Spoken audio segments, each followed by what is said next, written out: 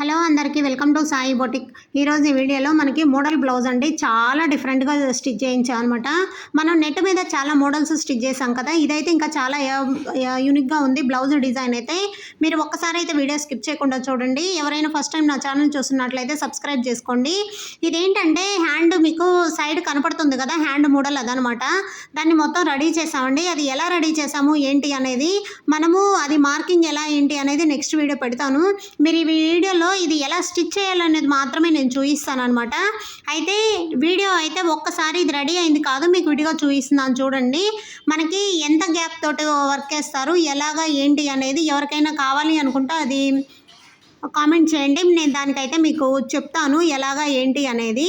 ఇది మనకి చూడండి, ఇది చాలా టైం పడుతుంది. ఒక హ్యాండ్ స్టిచ్ చేయడానికి మాత్రమే ఒక హాఫ్ డే టైం పడుతుంది అనమాట. ఒక వర్కర్కి హాఫ్ డే టైం పడుతుంది.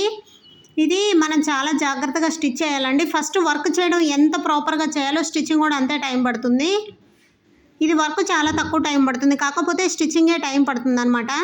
ఇది చూడండి, ఇది మనకి వర్క్ ఫ్లవర్కి గ్యాప్ అయితే ఎంతైతే ఉందో ఆ ఫ్లవర్ గ్యాప్లో మాత్రమే స్టిచ్ చేస్తారు. ఇప్పుడు మీకు 4 బుటీస్ని వర్క్లో చేయిస్తున్నాను కదా, చూడండి ఇలా స్టిచ్ చేస్తారనమాట. అది ఆ స్టిచ్ చేసేది కూడా పూస పెట్టి స్టిచ్ చేయాలండి. పూస పెట్టి స్టిచ్ చేస్తేనే ఆ ఫినిషింగ్ బాగుంటుంది. గ్యాప్ అనేది తక్కువ పెట్టి వర్క్ వేసుకుంటేనే సెట్ అవుతుంది అనమాట. ఇది వేసుకుంటే చాలా బాగుంటుందండి ఈ బ్లౌజు. మీకు బ్లౌజ్ అయిపోయిన బ్లౌజ్ కూడా పెడతాను నెక్స్ట్ వీడియోలో. మీకు ఆ బ్లౌజు ఎలా ఉంది, ఆ శారీకి ఆ బ్లౌజు ఎలా డిజైన్ చేసామనేది కూడా వీడియో పెడతాను. అంటే మనం ఆ 2 బూటీస్కి మధ్యలో ప్లెయిన్ క్లాత్ని మొత్తం అలా ఫోల్డింగ్ లాగా పెట్టేసి పైన ఒక గోల్డ్ కలర్ పూసతోటి డిజైన్ చేసాం అనమాట. చాలా నీట్గా ఉంటుందండి. ఆ పూస డిజైన్ చేసేటప్పుడు మాత్రం మనం చాలా జాగ్రత్తగా వేయాలి, లేకపోతే మాత్రం ఫినిషింగ్ అనేది ఖరాబ్ అయిపోతుంది, బ్లౌజ్ లుక్ అనేది రాదనమాట. ఇప్పుడు మొత్తం వేసింది కూడా చూడండి,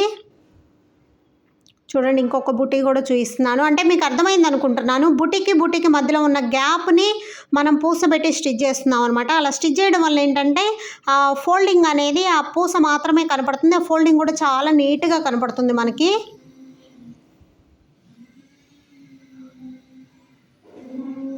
ఓకేనా, ఇంతే అండి. ఇది కేవలం వర్క్ చేయడం ఎంత తక్కువ టైం పడుతుందో బ్లౌజ్ హ్యాండ్స్ రెడీ చేయడం చాలా టైం పడుతుంది అనమాట. ఇది బ్యాక్ నెక్ కూడా చాలా స్టైల్గా చేయించాను. మనకి హ్యాండ్స్ మొత్తం రెడీ చేసేసారు. నేను కేవలం లాస్ట్లో ఒక 1-2 పూస కుట్టేటప్పుడు మాత్రమే వీడియో పెట్టాను కదా. ఇది ప్రతి కస్టమర్కి కూడా చాలా యూజ్ అవుతుందండి. కస్టమర్స్ కూడా ఏంటంటే చాలామంది ఓన్లీ ఇలానే హ్యాండ్స్ డిజైన్, టైలర్స్కి కానీ హ్యాండ్స్ డిజైన్స్ అలా చేయించుకునే వాళ్ళకి చాలా యూజ్ అవుతుంది. అది ఎలా చేయాలి ఏంటి అనేది కూడా వీడియో తెలుస్తుంది అనమాట. మనకి చాలా బాగుంటుందండి ఇలా హ్యాండ్స్ వేసుకోవడం వల్ల. శారీ ఎంత కాస్ట్లీ శారీ అయినా, 50,000 కాస్ట్లీ శారీ అయినా ఇలా వేసుకోవడం చాలా లుక్ బాగుంటుంది. కావాలంటే మీకు కాస్ట్లీ శారీ మీద బ్లౌజే ఇది, అది కూడా మీకు శారీ వీడియో రేపు పెడతాను. అది ఎవరికైనా ఇలాంటి మంచి టెక్నిక్స్ తెలుసుకోవాలన్నా, బ్లౌజులు మోడల్స్ ఎలా కుట్టాలి అనేది తెలుసుకోవాలన్నా నా ఛానల్ అయితే ఫాలో చేయండి. థ్యాంక్ యూ అండి. వీడియో నచ్చినట్లయితే లైక్